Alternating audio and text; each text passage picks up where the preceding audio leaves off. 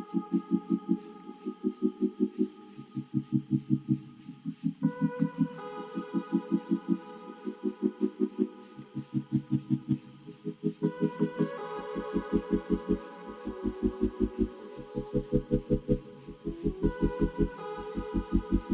Happies అందరు ఎలా ఉన్నారు? Welcome back to my channel సంతోష సమయం.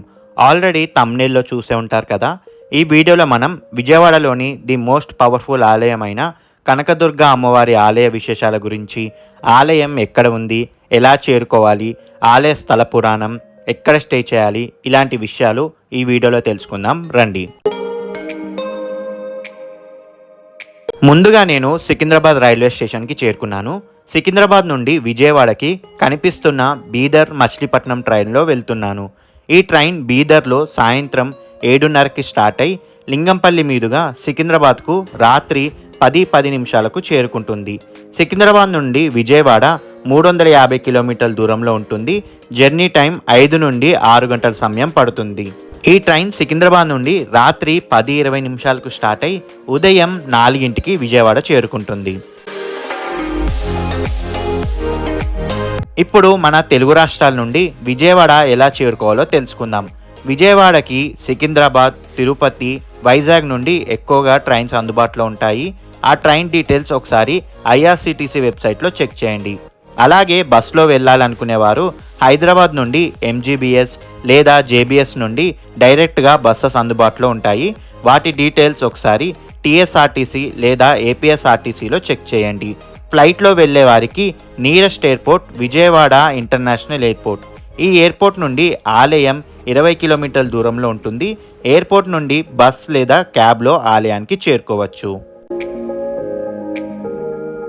నేను ఎక్కిన ట్రైన్ సికింద్రాబాద్ నుండి గంట ఆలస్యంగా స్టార్ట్ అయ్యి 6 గంటలు ప్రయాణం చేశాక ఉదయం 5 గంటలకు విజయవాడ చేరుకున్నాను.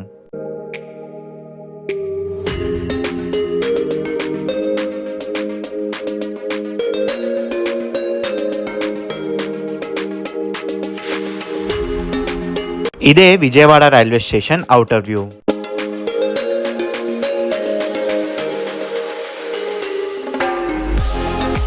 రైల్వే స్టేషన్ ఎదురుగానే ఒక బస్ స్టాండ్ కనిపిస్తుంది కదా. ఇక్కడే మనకి కృష్ణానదికి అలాగే కొండపైకి వెళ్లేందుకు దేవస్థానం బస్సెస్ అందుబాటులో ఉంటాయి. ఈ బస్సెస్ ఉదయం 6 గంటల నుండి మొదలవుతాయి. రైల్వే స్టేషన్ నుండి కృష్ణానది ఒడ్డు దగ్గరికైనా లేదా కొండపై వరకైనా ఒక్కరికి 10 రూపాయలు ఛార్జ్ చేస్తున్నారు. విజయవాడ రైల్వే స్టేషన్ నుండి ఆలయం 3.5 కిలోమీటర్ల దూరంలో ఉంటుంది. కనిపిస్తుంది కదా, అదే ఇంద్రకీలాద్రి. అక్కడే అమ్మవారు కనకదుర్గ రూపంలో వెలిసింది.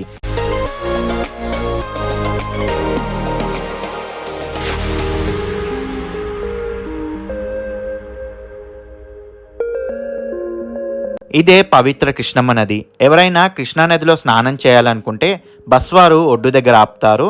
మీరు ఇక్కడ దిగి కృష్ణానదిలో స్నానానికి వెళ్ళొచ్చు. లేదు మీరు ఆల్రెడీ ఫ్రెష్ అప్ అయిపోయి ఉంటే బస్సులోనే కూర్చోండి. బస్సు డైరెక్ట్గా కొండపై వరకు తీసుకువెళ్తారు. అక్కడే లగేజ్ కౌంటర్ ఉంటుంది.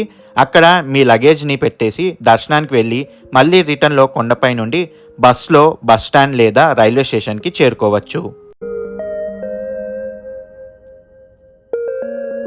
అదే కృష్ణానదిలో స్నానానికి ఒడ్డు దగ్గర దిగిన వారు ముందుగా కృష్ణానదిలో స్నానం చేసి తర్వాత ఒడ్డుకు ఎదురుగా ఉన్న రోడ్ను క్రాస్ చేసుకొని కనిపిస్తున్న దారిలో స్ట్రేట్గా వస్తే మనకి కొండపైకి వెళ్లేందుకు మెట్లు అలాగే లిఫ్ట్ ఏరియా వస్తుంది.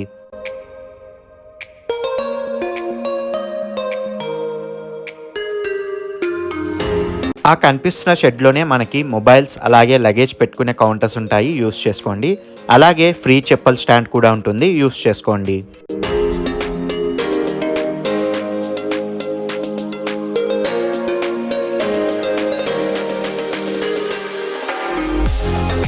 ఈ లగేజ్ కౌంటర్ పక్కనే మనకి కొండపై వరకు వెళ్ళే మెట్ల మార్గం ఉంటుంది. 400 మెట్లతో ఈ మార్గం ఉంటుంది.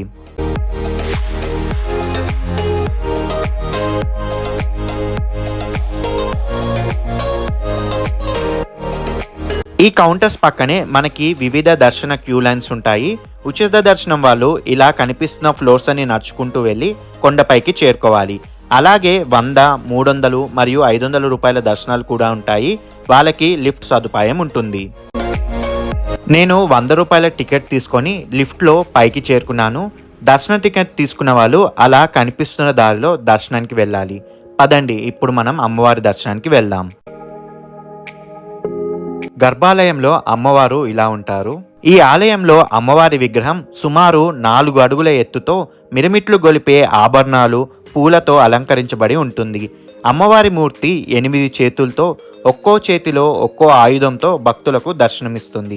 అలాగే ఇక్కడి అమ్మవారు త్రిశూలంతో మహిషాసురుడి గుండెలో పొడుస్తున్న భంగిమలో భక్తులకు దర్శనమిస్తుంది. విజయవాడ అనే పేరు వినగానే మనందరికీ టక్కున గుర్తొచ్చేది దుర్గామాతే. కృష్ణానది తీరాన వెలసిన ఈ అమ్మవారు భక్తులందరి కోరికలను తీర్చే కొంగు బంగారంగా ప్రసిద్ధిగాంచారు. దుర్గామాతను మహిషాసుర మర్దిని అని కూడా అంటారు. మహిషాసురుడు అనే రాక్షసుడిని వధించినందునే అమ్మవారికి ఆ పేరు వచ్చిందని పురాణాల్లో పేర్కొనబడింది. దసరా నవరాత్రుల వేడుకలను విజయవాడ నగరంలో ఘనంగా నిర్వహిస్తారు. దుర్గామాతను 9 రోజుల పాటు 9 ప్రత్యేక రూపాల్లో అలంకరించి ప్రత్యేక పూజలు నిర్వహిస్తారు. విజయదశమి రోజున కృష్ణానదిలో తెప్పోత్సవాలను కూడా ఘనంగా నిర్వహిస్తారు. ఈ సందర్భంగా విజయవాడ కనకదుర్గమ్మ ఆలయాన్ని ఎవరు నిర్మించారు, ఎప్పుడు కట్టారు, అమ్మవారు వెలసిన కొండకు ఇంద్రకీలాద్రి అనే పేరు ఎలా వచ్చిందనే ఆసక్తికరమైన విషయాలను ఇప్పుడు తెలుసుకుందాం. పురాణాల ప్రకారం విజయవాడ కనకదుర్గమ్మ ఆలయాన్ని అర్జునుడు నిర్మించినట్లు చెబుతారు. అర్జునుడు ఇంద్రకీలాద్రిపై తపస్సు చేసి పరమేశ్వరుడు నుండి పాశుపత అస్త్రాన్ని పొందాడని పురాణాలు చెబుతున్నాయి. తాను చేసే యుద్ధంలో విజయం దక్కాలని శివుణ్ణి కోరతాడని, అందుకే ఈ ఊరికి విజయవాడగా పేరు వచ్చిందని తెలుస్తుంది. ఇంద్రకీలాద్రి దుర్గామల్లేశ్వర స్వామి ఆలయాన్ని 8వ శతాబ్దంలో నిర్మించినట్లు ఆధారాలున్నాయి. అలాగే బెజవాడ దుర్గమ్మ ఆలయ నిర్మాణంపై అనేక కథలు ప్రాచుర్యంలో ఉన్నాయి. పూర్వకాలంలో విష్ణుకుండిన రాజైన మాధవవర్మ బెజవాడ నగరాన్ని పాలించేవాడు. ఆయనకు చాలా కాలానికి పుత్రుడు పుట్టాడు. ఒకరోజు రాజకుమారుడు పెంకి గుర్రం రథంలో బయలుదేరాడు. ఆ గుర్రాన్ని అదుపు చేయడం అంత సులభం కాదు. దీంతో రాజభటులు నగర వీధుల్లో హెచ్చరికలు జారీ చేస్తూ పరుగులు తీశారు. వీధుల్లో ఆడుకుంటున్న బాలుడికి వారి మాటలు వినిపించలేదు. ఇంతలో గుర్రపు రథాన్ని అదుపు చేయడానికి రాకుమారుడు ఎంత ప్రయత్నించినా అతని వల్ల కాలేదు. ఆ సమయంలో బాలుడు రథం కింద పడి ప్రాణాలు కోల్పోయాడు. బాలుడి మరణంతో తల్లడించిన తల్లి తన బిడ్డ మృతదేహాన్ని రాజు వద్దకు తీసుకొచ్చి న్యాయం చేయమని రోధించింది. మాధవవర్మ ఈ నేరానికి శిక్ష ఏంటో చెప్పాలని తన న్యాయాధికారులను కోరగా మరణశిక్ష విధించాలని వారు చెబుతారు. రాకుమారుడు కావాలని చేయలేదు కాబట్టి శిక్షను తగ్గించవచ్చని చెప్పినా మహారాజు మాధవవర్మ దానికి ఒప్పుకోలేదు. న్యాయం ఎవరికైనా ఒకేలా ఉండాలని తన కుమారుడికి మరణశిక్ష విధించాడు. ఆ శిక్షను అమలు చేశారు. అయితే మాధవవర్మ ధర్మపాలనకు సంతోషించిన బెజవాడ దుర్గమ్మ మరణించిన బాలుడిని, రాకుమారుడు ఇద్దరిని బతికించింది. కనకవర్షం కురిపించిందని ఒక కథ ప్రచారంలో ఉంది. అప్పటి నుంచి కనకదుర్గమ్మగా పేరుగాంచిందని చెబుతారు. దుర్గమ్మ వెలిసిన పర్వతం పేరు ఇంద్రకీలాద్రి. రాక్షసుల బాధ భరించలేక ఇంద్రకీలుడనే మహర్షి దుర్గాదేవిని గురించి తపస్సు చేసి అమ్మవారిని తనపైనే నివాసం ఉండి రాక్షసులను సంహరించమని ప్రార్థించగా ఆ తల్లి అక్కడ ఇంద్రకీలాద్రిపై కొలువుదీరింది.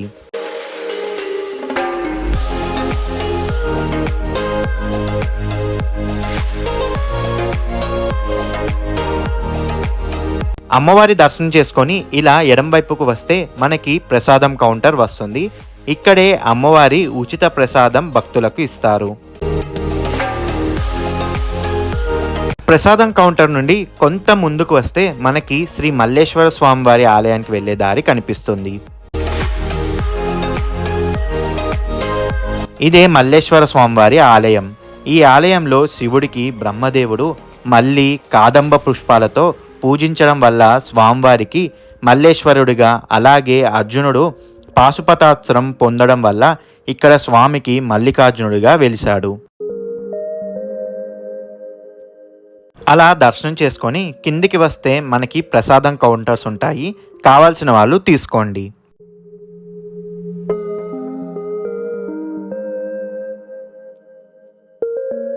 ఈ ఆలయం ఉదయం 4 గంటల నుండి రాత్రి 9 వరకు తెరిచి ఉంటుంది. అలాగే ఆలయానికి సంబంధించిన రూమ్స్ కూడా ఉన్నాయి. వాటి డీటెయిల్స్ కింద డిస్క్రిప్షన్లో ఇస్తాను, చెక్ చేయండి. ఇదండి విజయవాడ శ్రీ కనకదుర్గ మల్లేశ్వర ఆలయ విశేషాలు. మీకు కనుక ఈ వీడియో నచ్చినట్లయితే please like, share and comment చేయండి. ఇలాంటి మరెన్నో వీడియోస్ కోసం ఈ ఛానల్ని సబ్స్క్రైబ్ చేసుకోండి. మళ్ళీ మరో వీడియోతో మీ ముందుకు వస్తాను. అంతవరకు మీ సంతోష సమయాన్ని గడపండి.